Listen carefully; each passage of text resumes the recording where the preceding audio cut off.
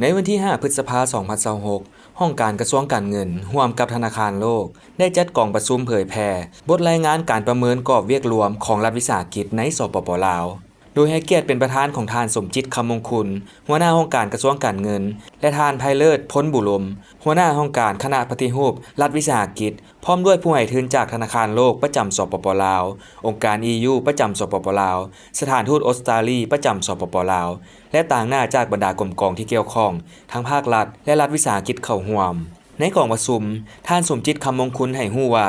การจัดกองประชุมเผยแพร่ในครั้งนี้เพื่อสร้างความเข้าใจเกี่ยวกับการประเมินกรอบเวียกงานรัฐวิสาหกิจแบบผสมผสานเพื่อแก้ไขปัญหาแห้งกดดันทางด้านการเงินที่เพิ่มขึ้นซึ่งติดพันกับหนี้สินของรัฐวิสาหกิจและสิ่งท้าทายด้านการปฏิบัติงานซึ่งถูกริเริ่มตามการเสนอของกระทรวงการเงินการประเมินนี้ได้นำใช้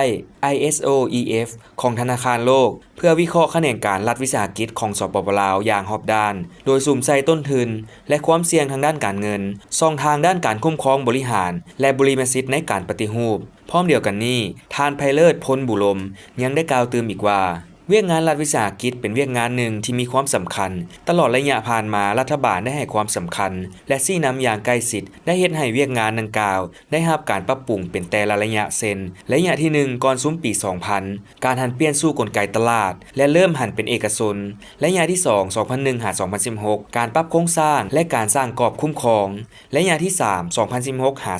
2023การปฏิรูปภายใต้วาระแห่งชาติและการก้าวเกี่ยมกลไกใหม่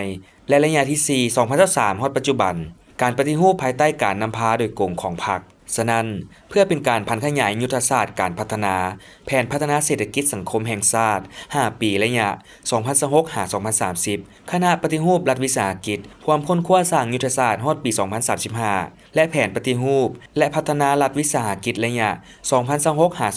2030ซึ่งได้รับการความมือและสนับสนุนจากธนาคารโลกโดยได้กำหนดเป้าหมายใหญ่เป็นแต่ละระยะพร้อมด้วยทิศทางและเวียกงานจุดสุ่มเป็นแต่ละด้านเพื่อยกสูงคุณภาพของการคุ้มครองวิสาหกิจให้สูงขึ้นเพื่อให้สามารถเป็นใจกลางของระบบเศรษฐกิจแห่งชาติได้นอกนี้กองประชุมยังได้ปรึกษาหารือและประกอบคำคิดเห็นอย่างกงไปกงมาเพื่อจะได้นำไปปรับปรุงแก้ไขให้ดีขึ้นกว่าเก่าและค้นคว้ารายงานขอทิศสินำจากขั้นเทิงในขั้นตอนต่อไป